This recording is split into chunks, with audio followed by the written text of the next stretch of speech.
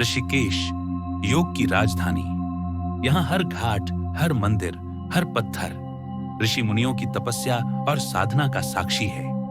यहीं से प्रारंभ होती है हमारी एक दिव्य यात्रा मां कुंजापुरी मंदिर की ओर। लेकिन यह केवल एक मंदिर तक पहुंचने का मार्ग नहीं है।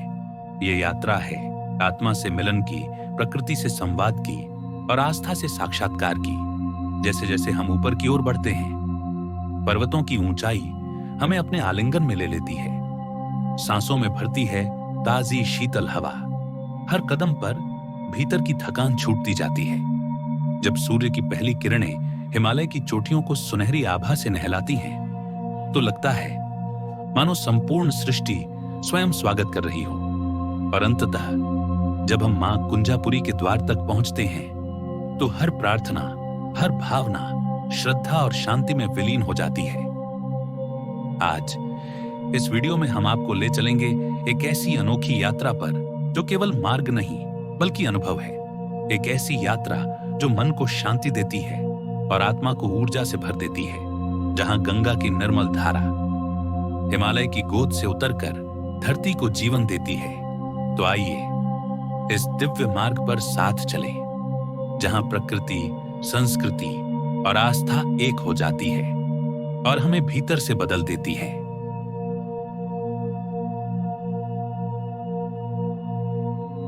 सुबह के 4 बजे थे। ऋषिकेश की गलियां अब भी नींद में डूबी थीं। सड़कें सुनसान थीं। केवल स्ट्रीट लाइट्स हल्की रोशनी बिखेर रही थीं। हम अपने योग साधकों के साथ बस में सवार हुए। वे यहां कुछ दिन की यात्रा के लिए नहीं, बल्कि अपने भीतर की खोज के लिए आए हैं। योग और ध्यान की प्राचीन विधाओं का अनुभव करने, मन, शरीर और आत्मा को जोड़ने के लिए। धीरे धीरे बस आश्रम को छोड़ने लगी और हम ऋषिकेश की गलियों से होकर आगे बढ़ने लगे। गंगा किनारे की ताजी हवा, घाटों से आती घंटियों की मधुर ध्वनि और गलियों की सहज शांति, मानो सब मिलकर हमें इस दिव्य यात्रा की ओर आमंत्रित कर रहे थे। कुछ ही देर में बस मुख्य मार्ग पर आ गई। चारों ओर एक सन्नाटा था। यात्रा पर निकले साधक भी मौन में डूबे थे। शायद वे भी इस पावन और ऊर्जा से भर देने वाली यात्रा का अनुभव भीतर ही भीतर कर रहे थे।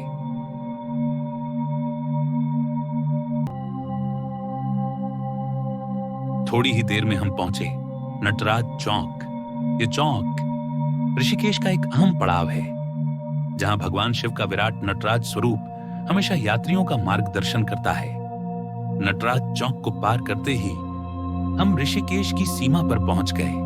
अब पीछे छूट चुकी थी ऋषिकेश की चहल पहल और सामने खुल रहा था पर्वतों और घाटियों का शांत मार्ग, जो हमें ले जाने वाला था मां कुंजापुरी के चरणों में।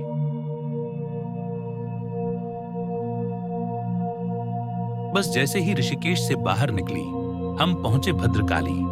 यहीं से पहाड़ की असली चढ़ाई शुरू होती है। भद्रकाली में कुछ लोग सुबह की सैर करते नजर आए। उनकी दिनचर्या और जागरूकता हमें याद दिला रही थी, स्वास्थ्य और आस्था दोनों ही जीवन के स्तंभ हैं। घुमावदार रास्ते, गहरी घाटियां, खिड़कियों से दिखते घने जंगल और अंधेरे में टिमटिमाते तारे। हर मोड़ पर एक नया दृश्य था। हर दृश्य में प्रकृति की अनकही कहानी। साधक खामोशी से बाहर देखते रहे, क्योंकि हर पल उन्हें एहसास हो रहा था, यह यात्रा केवल मंजिल की नहीं, बल्कि हर कदम एक अनुभव है।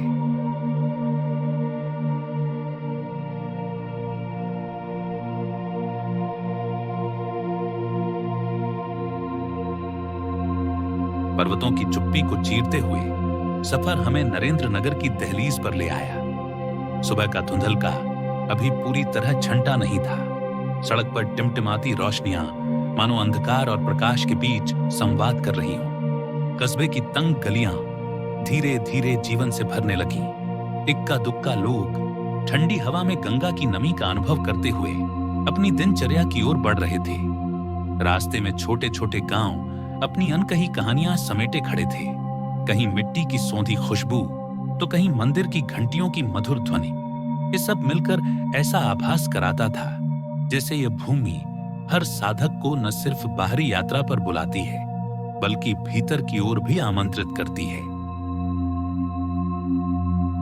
नरेंद्र नगर को पार करते ही रास्ता और ऊंचाइयों की ओर मुड़ गया। बस धीरे धीरे घुमावदार मोड़ों से गुजरती रही, गहरी घाटियों और विशाल पर्वतों के बीच अपनी रफ्तार बनाए रखते हुए। सुबह का अंधेरा अब भी चारों ओर फैला था। खिड़कियों से झांकती कहीं गांवों की धुंधली परछाइयां उभरती, तो कहीं दूर दराज की बस्तियां मध्यम रोशनी में टिमटिमा उठती, जैसे रात और भोर के बीच कोई मौन संवाद चल रहा हो। हर मोड़, हर दृश्य साधकों को भीतर की यात्रा की ओर खींचता प्रतीत होता था, मानो प्रकृति की गोद में हर झलक उनके हृदय में शांति और ऊर्जा की हल्की हल्की लहर भर रही हो।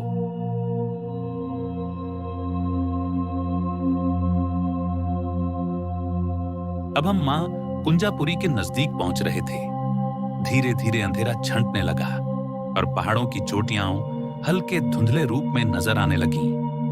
नीचे फैले देहरादून की बस्तियां, देहरादून एयरपोर्ट और ऋषिकेश ऊपर से दिखाई देने लगे। शहर की लाइटें जैसे तारों की झिलमिलाहटें अंधेरे को चीरती हुई नजरों में समा रही थी। बस की धीमी रफ्तार में साधक खामोशी से इन दृश्यों को निहार रहे थे।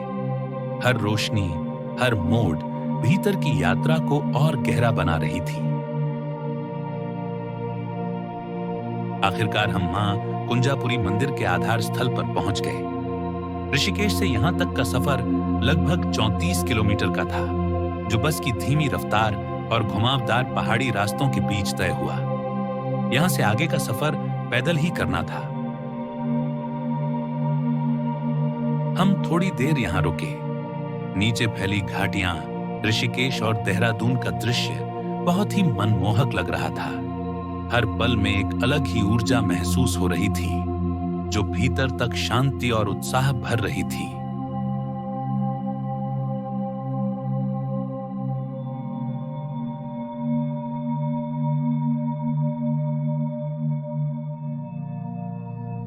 हमारे समक्ष 312 सीढ़ियों की लंबी श्रृंखला थी, जो धीरे धीरे हमें मां कुंजापुरी के पवित्र दरबार तक ले जाती दिख रही थी। कुछ साधक मंत्र जपते हुए धीरे धीरे चढ़ रहे थे, तो कुछ अपनी यात्रा की हर झलक को कैमरों में कैद कर रहे थे। हर कदम पर घंटियों की गूंज और श्रद्धा का भाव और गहरा होता गया। अंधेरे में भी हल्की हल्की रोशनी फैल रही थी और ठंडी पहाड़ी हवा ने सबको तरोताजा कर दिया। हर दृश्य, हर ध्वनि साधकों के हृदय में शांति और भक्ति की अनुभूति भर रही थी।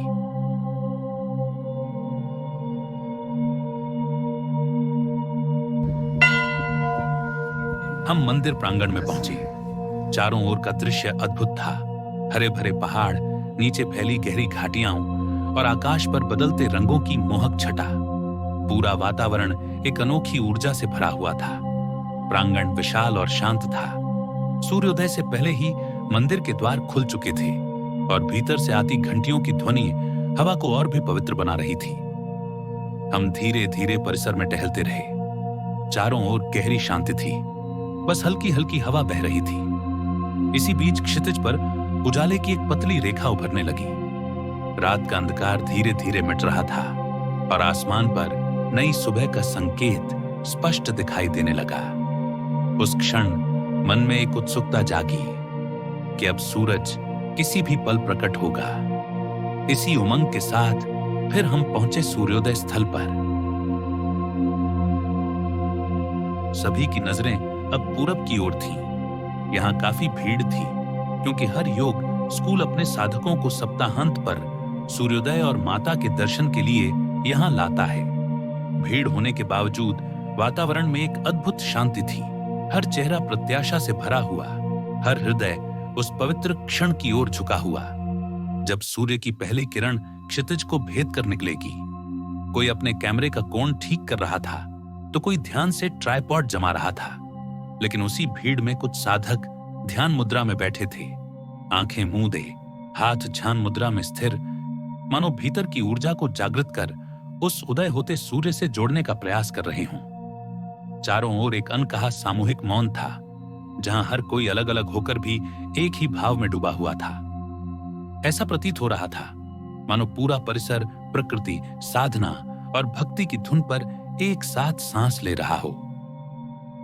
धीरे धीरे सूर्य की पहली किरणें पहाड़ों की चोटियों और घाटियों पर उतर आईं। धरती सुनहरी आभा से नहाई और वातावरण में एक नई ताजगी और ऊर्जा फैल गई। उस पल ऐसा लगा मानो पूरी प्रकृति प्रार्थना में स्थिर हो गई हो। हवा हल्की सी महकने लगी, पक्षियों की चहचहाहट मंत्रों जैसी सुनाई देने लगी और हर दिशा में पवित्रता का एहसास गहरा गया। साधक पूर्ण मौन में डूबे हुए थे, कोई ध्यान मुद्रा में स्थिर तो कोई हाथ जोड़कर श्रद्धा से नतमस्तक। हर कोई उस क्षण को सिर्फ देख नहीं रहा था, बल्कि भीतर गहराई तक अनुभव कर रहा था, मानो उदित होता सूर्य उनके हृदयों को भी आलोकित कर रहा हो। सूर्योदय के बाद जब आकाश सुनहरी आभा से भर गया, तब हमने मां कुंजापुरी के पवित्र दर्शन किए। मंदिर की घंटियों की मधुर ध्वनि, अगरबत्ती और फूलों की सुगंध और मंत्रों की गूंज मिलकर एक अद्भुत आध्यात्मिक वातावरण रच रहे थे। प्रांगण की ठंडी हवा मानो मन और शरीर दोनों को शुद्ध कर रही थी। चारों ओर फैली ऊंचाइयां, दूर तक फैली घाटियां और आकाश की बदलती आभा सब मिलकर इस क्षण को और पवित्र बना रहे थे। हर साधक के चेहरे पर भक्ति और शांति झलक रही थी। किसी के होठों पर मंत्र थे तो कोई नतमस्तक होकर मौन प्रार्थना में लीन था। यह अनुभव केवल बाहरी नहीं था, बल्कि भीतर तक उतर रहा था, मानो मां कुंजापुरी का आशीर्वाद हमारे हृदय की गहराइयों में अंकित हो रहा हो। यहां बिताया हर पल सिर्फ एक स्मृति नहीं, बल्कि जीवन भर प्रेरणा देने वाली अनुभूति बन गया।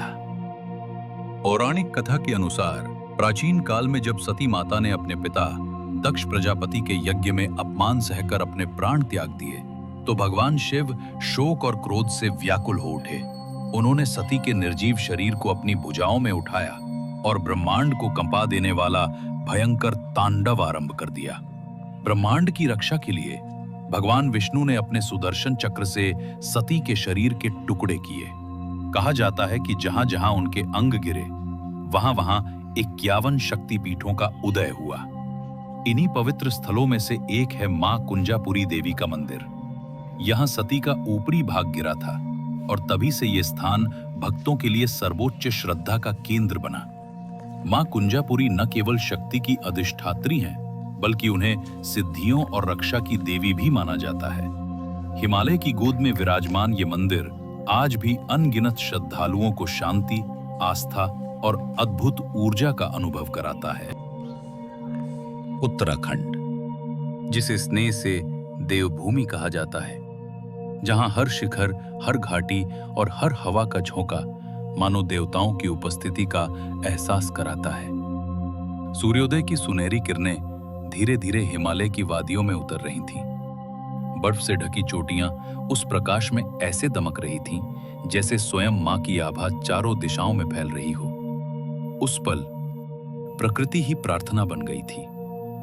किसी के चेहरे पर गहरी मुस्कान थी, किसी की आंखों में श्रद्धा की नमी, तो कोई मौन होकर ही मां का ध्यान कर रहा था।